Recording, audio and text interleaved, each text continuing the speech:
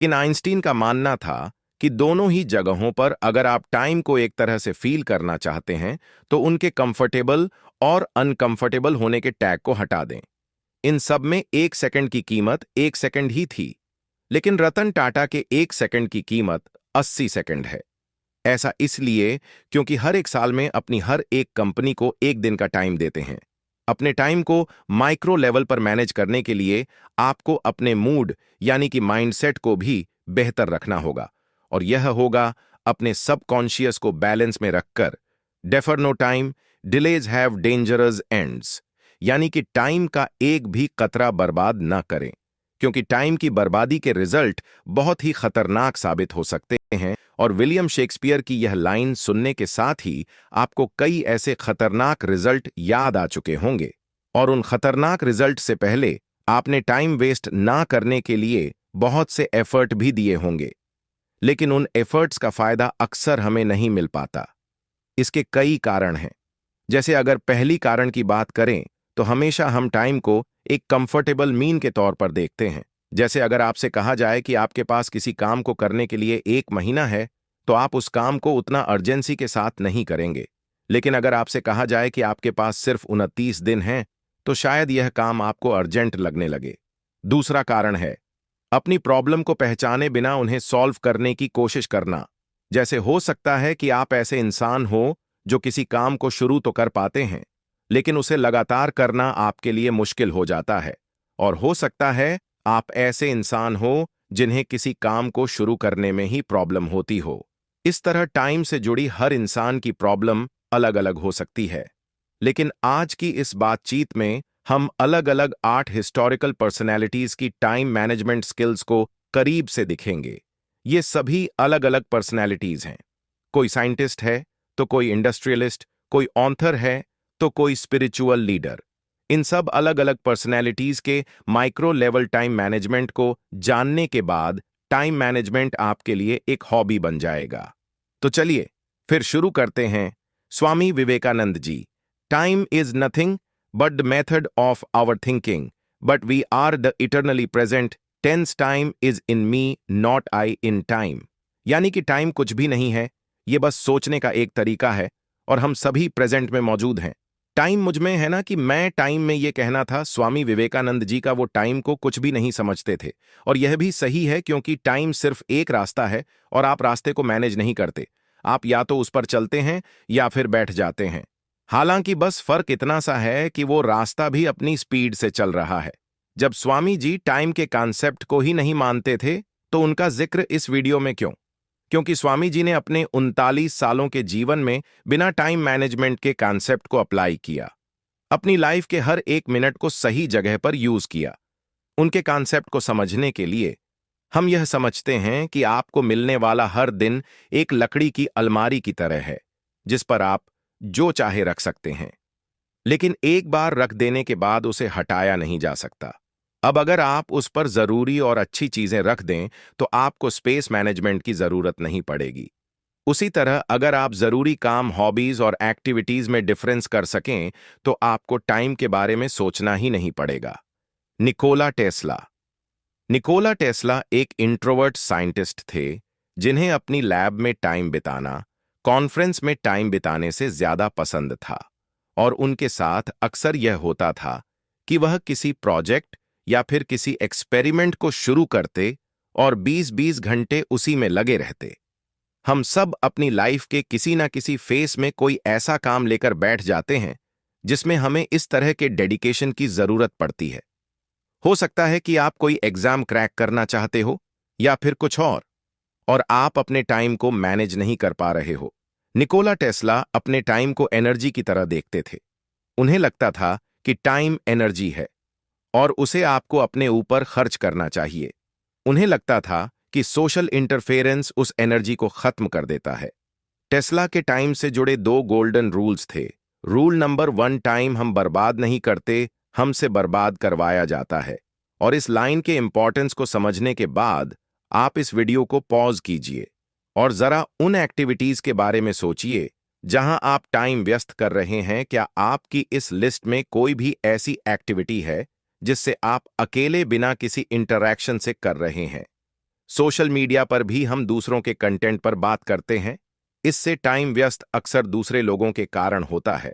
तो इसलिए टाइम बचाने के लिए सोशल एक्टिविटीज को लिमिट करना होगा। रूल नंबर 2, अपने जरूरी काम करते टाइम कभी टाइम ना देखें। अब जैसे आप किसी चैप्टर को पढ़ रहे हैं और उसे खत्म होने में लगेंगे 2 घंटे, अगर आपने 1 घंटे के बाद घड़ी देख ली तो आप फिर उस तरह से नहीं पढ़ पाएंगे जैसे पहले पढ़ रहे थे। टेस्ला एक हाइपर फोकस वाली पर्सनैलिटी थे और वो प्रोक्रेस्टिनेट नहीं करते थे। लेकिन अगर आप प्रोक्रेस्टिनेट करते हैं तो आपको सोशल स्टैंड पर तब तक ही टाइम खर्च करना चाहिए जब आप अपने काम से फ्री हो चुके हो, वरना यह प्रोक्रेस्टिनेशन बढ़ती ही जाएगी। स्टीव जॉब्स एक डिसिप्लिन और एक हाइपर फोकस पर्सनैलिटी के बाद अब टाइम एक परफेक्शनिस्ट के बारे में जानने का। स्टीव जॉब्स अक्सर अपनी मीटिंग्स को और लॉन्चेस को डीले कर दिया करते थे। टाइम के लिए उनका कॉन्सेप्ट थोड़ा अलग था। वो अपने हर पल की वैल्यू को समझते थे और उसे उसी वैल्यू के साथ जीना चाहते थे। इसके लिए वह 4D फार्मूला का यूज करते थे, जिसमें पहले डी का मतलब है डिलीट, यानी कि उन चीजों को डिलीट कर दीजिए जो कि आपके लिए किसी काम की नहीं है। आपने यह देखा होगा कि स्टीव जॉब एक ही तरह के कपड़े पहनते थे, चलते हुए मीटिंग करते थे। ऐसा क्यों? क्योंकि वो जानते थे कि उनके पास टाइम कम है। हम सब के पास टाइम कम है, लेकिन इसके बारे में सोचना भी हमें अनकंफर्टेबल कर देता है। अगला डी था डेलीगेट। बेकाम की चीजों को हटाने के बाद जो कुछ भी बचता है वो काम है, लेकिन उसमें कुछ ऐसा है जो बहुत जरूरी है और कुछ ऐसा है जो कम जरूरी है। आपको उनमें भी क्लासिफाई करना पड़ेगा, ताकि अगर आप एक परफेक्शनिस्ट पर्सनालिटी के इंसान हैं तो आप अपना टाइम परफेक्टली बिता पाएं। अगले डी है डेफर और डू। स्टीव जॉब्स अपने कामों को डिफर कर दिया करते थे जो कि उन्हें लगता था कि कोई और कर सकता है और वो उनके लिए वर्थ ईट नहीं है। और आखिरी डी यानी कि डू में वो एक्शन लिया करते थे। स्टीव जॉब्स का कोई भी टास्क इन 4 प्रोसेस से होकर गुजरता था और इसलिए वो लास्ट में एक परफेक्ट काम की तरह नजर आता था। आप इससे क्या सीख सकते हैं? सबसे पहले तो यह कि आप अपने टाइम को अपने हर काम पर नहीं लगा सकते। आपको कम जरूरी कामों को दूसरे लोगों को असाइन करना होगा। और दूसरा यह कि आप जितना टाइम को वैल्यू देंगे, आपका फाइनल प्रोडक्ट उतना ही शानदार होगा। अगर मेटाफर के जरिए समझने की कोशिश करें तो वह फाइनल प्रोडक्ट आप भी हो सकते हैं। हेनरी फोर्ड दुनिया भर की कार इंडस्ट्रीज को असेंबली लाइन जैसा एक वैल्यूएबल इन्वेंशन देने वाले हेनरी हिस्ट्री के उन लोगों में से एक हैं जिन्होंने टाइम के बारे में बहुत बात की है, और इसलिए इनका टाइम के लिए जो पर्सपेक्टिव है वह आपको जरूर समझना चाहिए। It has been my observation that most people get ahead during the time others waste. यानी कि जब कई लोग अपना टाइम बर्बाद कर रहे होते हैं तब काम कर रहे लोग आगे बढ़ जाते हैं। ये कहना था हेनरी फोर्ड का। अब तक हमने जिन 3 पर्सपेक्टिव को देखा उसमें डिसिप्लिन, फोकस और क्लासिफिकेशन जैसे फैक्टर्स को हमने सीखा, लेकिन हेनरी फोर्ड का जो टाइम के लिए नजरिया है वो दुनिया से जुड़ा हुआ है। यानी कि वह अपने टाइम को तो अच्छे से यूज करना ही चाहते हैं, लेकिन साथ में वो यह भी चाहते हैं कि वो इसे दूसरों से अच्छा यूज करें। इसलिए हेनरी ने एक बहुत ही सीक्रेट मेथड अपना लिया था। उन्हें कई टॉपिक्स बहुत ज्यादा पसंद थे, जो पॉलिटिक्स भी शामिल है, लेकिन उनके पास इतना टाइम नहीं होता था कि वो जियो पॉलिटिक्स से अब अपडेटेड रह पाएं। ऐसे कई और टॉपिक्स और फील्ड थी, लेकिन हेनरी ने अपने टाइम को यूज किया। दूसरों का टाइम खरीदकर उन्होंने उस फील्ड के एक्सपर्ट को हायर किया। अब एक्सपर्ट के साथ बिताया गया 1 घंटा 1 हफ्ते के बराबर होता था। आप या हम बिलियनर्स नहीं हैं, लेकिन हमारे पास ओपन सोर्सेज हैं जैसे यूट्यूब या फिर इंटरनेट। अब उन्हें एक्सपर्ट की तरह ट्रीट करके अपने टाइम को माइक्रो लेवल पर मैनेज कर सकते हैं। अल्बर्ट आइंस्टीन, इस दुनिया को रिलेटिविटी देने वाले आइंस्टीन का टाइम के लिए नजरिया भी काफी साइंटिफिक था। उन्हें लगता था कि अलग अलग लोगों के लिए टाइम अलग अलग तरह से मूव करता है। जब आप एक कंफर्टेबल कंडीशन में होते हैं तब टाइम आपको उतना महसूस नहीं होता, लेकिन जब आप अनकंफर्टेबल सिचुएशन में होते हैं तब एक एक सेकंड बीतते हुए महसूस किए जा सकते हैं।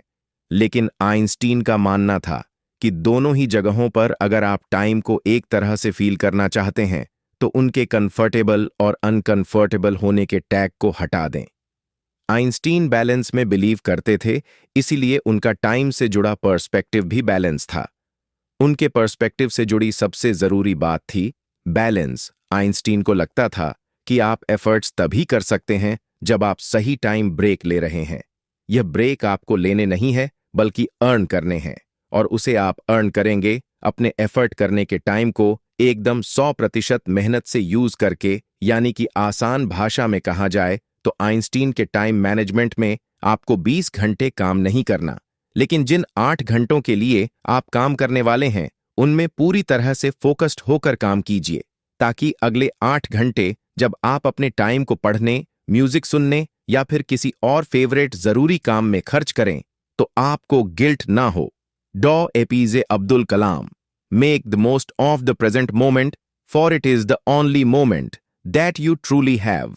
यानी कि आपके पास एक ही लम्हा है और वह वही है जिसमें आप जी रहे हैं। आपको इसका भरपूर उपयोग करना चाहिए। टाइम के बारे में मिसाइल मैन और पूर्व राष्ट्रपति डॉ एपीजे अब्दुल कलाम कुछ ऐसा सोचते थे। वो मानते थे कि टाइम एक ऐसी नदी है जो लगातार बह रही है, और आप इस नदी के जिस पानी को एक बार छूते हैं वो अगले ही सेकंड आगे निकल जाता है और उसे फिर से कभी छुआ नहीं जा सकता। कलाम साहब जहां एक तरफ टाइम को नदी मानते थे, वहीं दूसरी तरफ वो इंसानों को इस नदी में तैरने वाला स्विमर समझते थे।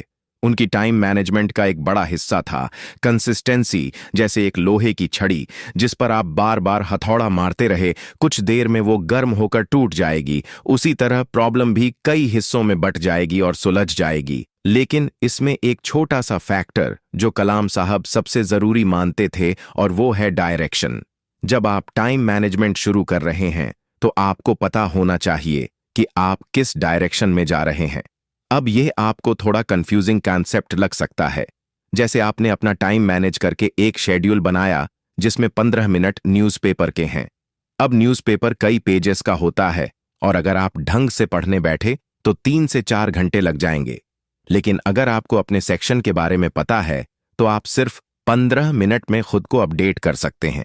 जैसे आप यूपीएससी एस्पिरेंट हैं तो एडिटोरियल बिजनेस से जुड़े हैं, तो बिजनेस का पेज अगर डायरेक्शन सही है तो कम से कम टाइम में भी ज्यादा से ज्यादा अचीव किया जा सकता है। और अगर डायरेक्शन गलत हो तो टाइम मैनेजमेंट का कोई फायदा ही नहीं होगा। रतन टाटा, जरा सोचिए कि आप किसी ऐसे ग्रुप के लीडर हैं जिसके अंदर 80 कंपनीज आती हैं। आप किस तरह से अपना टाइम मैनेज करेंगे कि आप हर कंपनी को टाइम दे पाएं और वह कंपनी फलती फूलती भी रहे। इस तरह का शानदार काम रतन टाटा जैसे लेजेंड ही कर सकते हैं। हालांकि अगर आप उनके टाइम के पर्सपेक्टिव को देखें तो आपको समझ आएगा कि वह ऐसा क्यों कर पा रहे हैं, और अगर आप ऐसा करना चाहे तो कैसे करेंगे। अब तक आपने सुना कि टाइम को किसी ने नदी, किसी ने अलमारी और किसी ने पैसे की तरह बताया। इन सब में 1 से सेकंड की कीमत 1 सेकंड ही थी, लेकिन रतन टाटा के 1 सेकंड की कीमत 80 सेकंड है। ऐसा इसीलिए क्योंकि हर एक साल में अपनी हर एक कंपनी को 1 दिन का टाइम देते हैं। यह काफी हैरत अंगेज बात है, लेकिन रतन टाटा के काम करने का तरीका यही है। वो यह मानते हैं कि अगर इंसान फोकस्ड हो और डायरेक्शन के साथ आगे बढ़े तो वह अपना हर एक सेकंड कई सेकंड के बराबर बना सकता है। अब आप ये सोच रहे होंगे कि ये काफी सुपरफिशियल बात है, लेकिन ऐसा नहीं है। बचपन से जिस मैथ के सवाल को करने में आपको आधा घंटा लगता था, अब वो आप कुछ ही सेकंड में कर सकते हैं।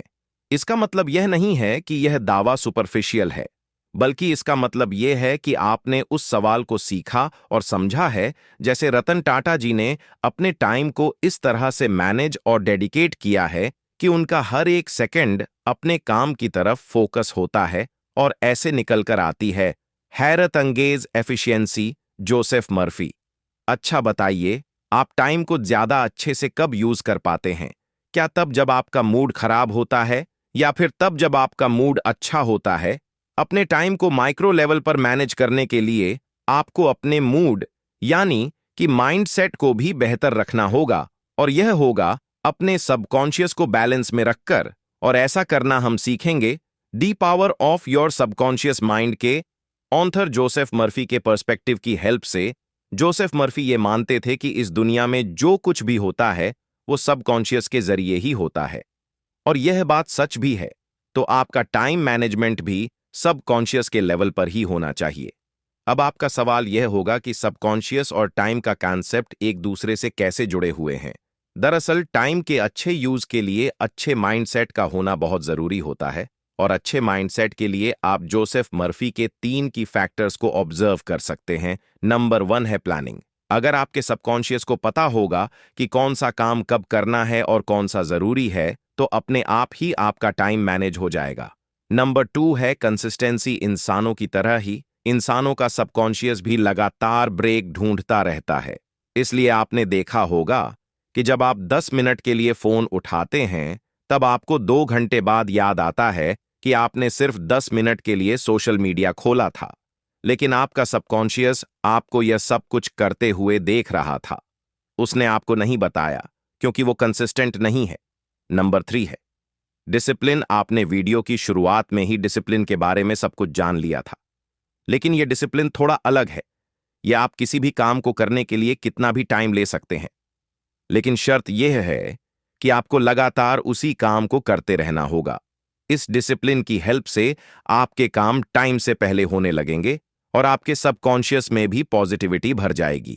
तो दोस्तों, ये था टाइम के लिए अलग अलग हिस्टोरिकल पर्सनैलिटी का अलग अलग नजरिया। और अगर आप इन सभी पर्सपेक्टिव को ठीक ढंग से समझ पाए हैं, तो वापस से बातचीत को खत्म करने से पहले एक बार समझ लेते हैं कि अब तक हमने क्या क्या सीखा है। स्वामी विवेकानंद जी से हमने सीखा, डिसिप्लिन। अगर आप डिसिप्लिन में है तो आपको अपने टाइम को मैनेज करने की जरूरत नहीं पड़ेगी। ये उन पर्सनैलिटीज के लिए है जो एक के बाद एक अलग अलग काम में इवॉल्व होते रहते हैं। निकोला टेस्ला से हमने सीखा, फोकस। अगर आप फोकस कर सकते हैं तो आप अपने टाइम को अपनी स्पीड से जिएंगे, और किसी बड़े टारगेट या प्रोजेक्ट पर काम कर रहे लोगों के लिए टाइम को एनर्जी की तरह सावधानी से खर्च करना बहुत जरूरी है। स्टीव जॉब्स से हमने सीखा क्लासिफिकेशन। क्योंकि आपके पास सिर्फ 24 घंटे हैं, इसलिए आप सब कुछ खुद नहीं कर सकते। ऐसे में आपको टाइम के माइक्रो लेवल पर जाकर कुछ चीजों को क्लासिफाई करना पड़ेगा। हेनरी फोर्ड से हमने सीखा, लर्निंग फ्रॉम अदर्स। बहुत से लोग इस बेसिक स्किल को इग्नोर कर देते हैं और उन्हें इसका खामियाजा 10 गुना टाइम बर्बाद करके चुकाना पड़ता है। ऑल्बर्ट आइंस्टीन से हमने सीखा कि हमारी जर्नी में बैलेंस बहुत जरूरी है, क्योंकि बैलेंस ही हमें रिफ्यूल करने वाला है। साइकिल चलाते टाइम बैलेंस खोकर चाहे चाहे आप किसी तरफ भी झुक जाएं, आपका गिरना तय है, और यही लाइफ का भी उसूल है। डॉक्टर एपीजे अब्दुल कलाम से हमने सीखा डायरेक्शन के बारे में, जिसके बिना बताया गया एक भी सेकंड मैनेज तो हो सकता है, लेकिन प्रोडक्टिव नहीं हो सकता। यानी कि आप उसे स्केड्यूल की तरह बिता सकते हैं, लेकिन क्या वो आपके काम का होगा? रतन टाटा जी के टाइम के पर्सपेक्टिव से हम सीखते हैं वर्क एफिशिएंसी।